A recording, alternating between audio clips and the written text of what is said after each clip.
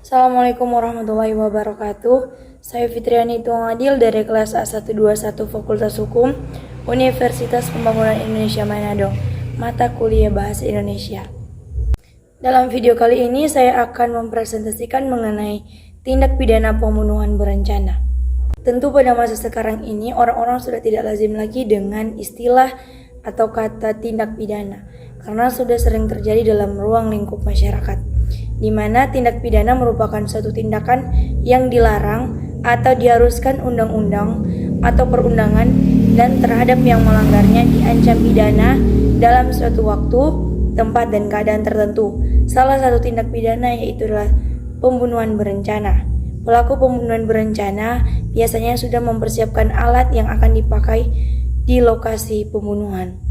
Faktor utamanya kebanyakan karena dendam dan sakit hati. Istilah pembunuhan berencana ini pertama kali dipakai dalam pengadilan pada tahun 1963 pada sidang Mark Richardson yang dituduh membunuh istrinya. Pada sidang itu dikenali bahwa Richardson berencana untuk membunuh istrinya selama 3 tahun. Ia terbukti mempunyai kekeliruan dan dipenjara seumur hidup. Meskipun begitu, terdapat perbedaan antara pembunuhan dengan pembunuhan berencana, yaitu kalau pada pembunuhan, pelaksanaan yang dimaksud pasal 338 KUHP dilakukan seketika pada waktu timbul niat, sedangkan pembunuhan berencana, pelaksanaannya ditangguhkan setelah niat itu timbul untuk mengatur rencana cara bagaimana pembunuhan tersebut akan dilakukan. Tindak pidana pembunuhan berencana merupakan tindak pidana paling berat pidananya, dilihat dari bentuk yang diancamkannya, maksimal pidana mati atau pidana penjara seumur hidup atau pidana penjara 20 tahun. Pembunuhan oleh pasal 338 KUHP dirumuskan sebagai barang siapa dengan sengaja menghilangkan nyawa orang lain diancam karena pembunuhan dengan penjara paling lama 15 tahun. Hal ini merupakan suatu rumusan secara material, yaitu menyebabkan suatu tertentu tanpa menyebutkan wujud dari tindak pidana.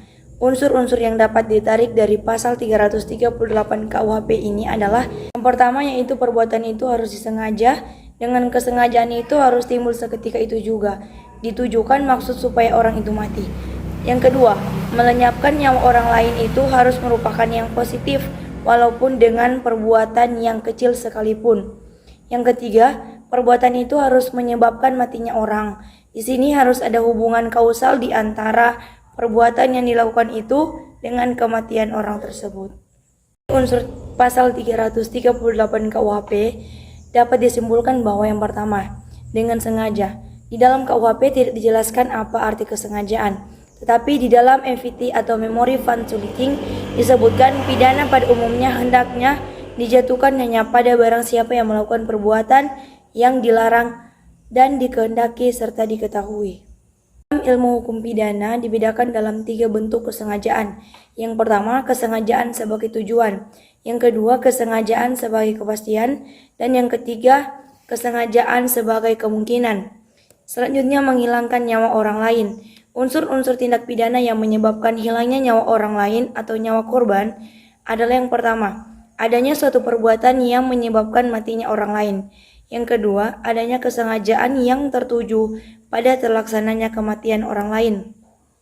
Yang ketiga, kesengajaan merampas nyawa dilakukan segera setelah timbulnya niat untuk membunuh.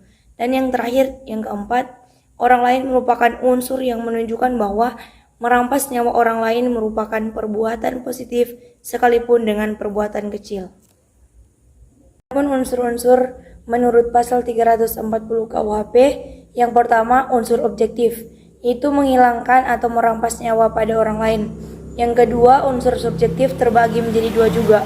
Yang pertama, unsur dengan sengaja, dan yang kedua, unsur dengan ajakan bersama-sama terlebih dahulu. Unsur kesengajaan dalam pasal 340 KUHP merupakan kesengajaan dalam arti luas, yang meliputi pertama, kesengajaan sebagai tujuan, yang kedua, kesengajaan dengan tujuan yang pasti atau yang merupakan keharusan, dan yang ketiga, kesengajaan dengan kesadaran akan melakukan kemungkinan atau dolus eventualis. Kejahatan yang dilakukan dengan sengaja terhadap jiwa orang lain menurut Satohid Kartanegara terdiri atas yang pertama, pembunuhan dengan sengaja atau pembunuhan biasa. Yang kedua, pembunuhan dengan sengaja dan yang direncanakan lebih dahulu. Yang ketiga, pembunuhan atas permintaan yang sangat dan tegas dari orang yang dibunuh. Keempat, dengan sengaja menganjurkan atau membantu atau menerima sarana kepada orang lain untuk membunuh. Dan yang terakhir, yang kelima, di dalam pasal 339 KUHP. Jadi jelaslah bahwa pembunuhan berencana itu hanya dapat terjadi karena dilakukan dengan sengaja. Pembunuhan berencana tidak pernah terjadi karena satu tindakan kelalaian dari si pelaku. Selanjutnya, syarat dengan unsur rencana dalam pembunuhan berencana. Mengenai unsur dengan rencana terlebih dahulu, pada dasarnya mengandung 3 syarat, yaitu yang pertama, memutuskan kehendak dalam suasana tenang. Pada saat memutuskan untuk membunuh itu dilakukan dalam suasana tidak tergesa-gesa. Yang kedua, ada tersedia waktu yang cukup sejak timbulnya kehendak sampai dengan pelaksanaan kehendak.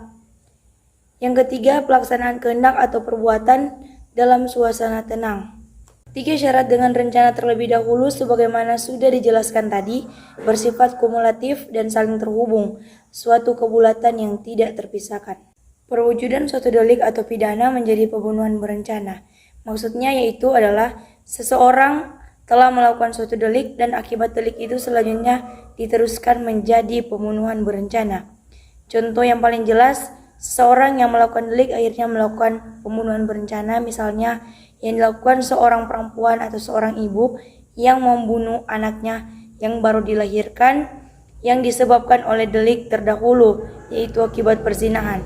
Karena seorang telah melakukan perzinahan akan merasa malu melahirkan anak yang berada di luar perkawinan. Sewaktu ia mengandung, ia telah merencanakan untuk melakukan pembunuhan terhadap bayi yang akan dilahirkannya. Perubahan atau perwujudan di sini bukanlah delik-delik semula mengalami perubahan, tetapi adalah disebabkan delik yang pertama itu bagi orang yang sama kemudian melakukan delik pembunuhan berencana.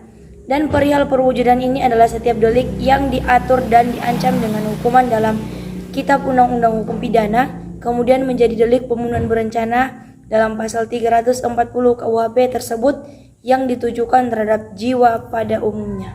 Sekian presentasi dari saya, terima kasih sudah mendengarkan. Hai semuanya, kalian baru tamat dari SMA atau SMK? Bingung mau nyari tempat kuliah di mana? Kalau teman-teman masih bingung, saya ingin merekomendasikan salah satu kampus, yaitu Universitas Pembangunan Indonesia yang berada di Manado. Kampus ini menyediakan 6 fakultas, diantaranya adalah Fakultas Keperawatan, Fakultas Pertanian, Fakultas Ilmu Sosial dan Ilmu Politik, Fakultas Hukum, Fakultas Teknik, dan Fakultas Sastra. Bagi calon mahasiswa yang tertarik masuk di Universitas Pembangunan Indonesia Manado, silahkan cek informasi mahasiswa baru di laman PMB di bawah.